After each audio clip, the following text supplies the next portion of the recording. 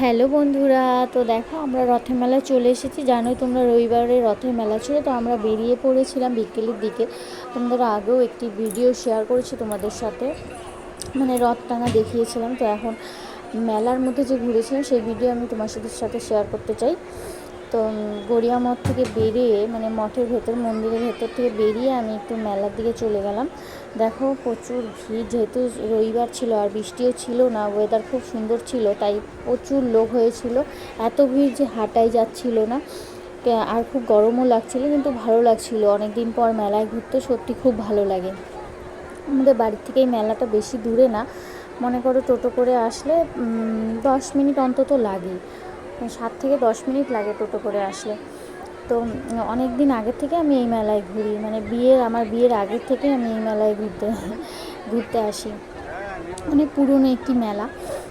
তো তোমরা যারা শিলিগুড়ির বাইরে থাকো বন্ধুরা, অবশ্যই তোমরা চাইলে আসতে পারো উল্টো রথে ঘুরতে।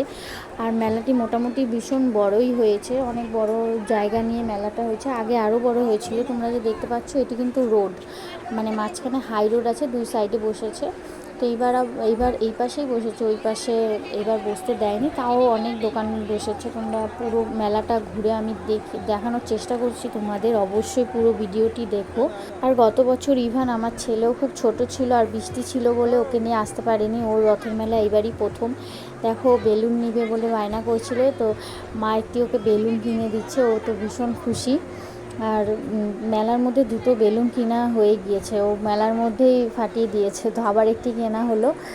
আর ওর জন্যই খেলনা কিনেছি অনেক রকমের, মানে যেগুলো ও খেলতে পারবে সেরকমই কয়েকটা খেলনা নিয়েছি। আর এখন না নিজের জন্য কিছু নিতে ইচ্ছে করে না, মানে যেখানেই যাই মনে হয় কি শুধু বাচ্চার জন্য এটা কিনি ওটা কিনি, তাই ওর জন্যই কিনতে কিনতে টাইম শেষ। আর ওর জন্যই কিনতে আমার এখন খুব ভালো লাগে, আমার নিজের জন্য না কিনলেও চলবে। তো দেখো মেলার মধ্যে অনেক অনেক দোকান বসেছে, খাবার থেকে শুরু করে সব কিছু স্টল এখানে তোমরা পেয়ে যাবে। তোমরা শিলিগুড়ি বাইরের বন্ধুরা অবশ্যই চলে এসো, শিলিগুড়িতে এরকম মেলা বসে। আরেকটি মেলা বসে ইস্কন মন্দিরে। তো আমি ইস্কন মন্দির গত সপ্তাহে গিয়েছিলাম, তোমরা জানো যারা আমার ব্লগটি দেখেছো।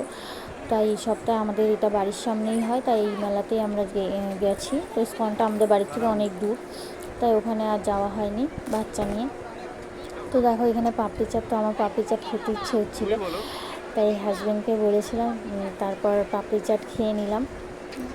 সত্যি খুব ভালো হয়েছিল খাওয়াটা, টেস্টি ছিল পাপড়ি চাটটা। আমার মেলায় আসলে পাপড়ি চাট, আলু কাবলি, তারপর ফুচকা এসব খেতেই বেশি ভালো লাগে। আর রথের মেলায় এসে পাঁপড় ভাজা, জিলিপি এসব খাবো না, হতেই পারে না।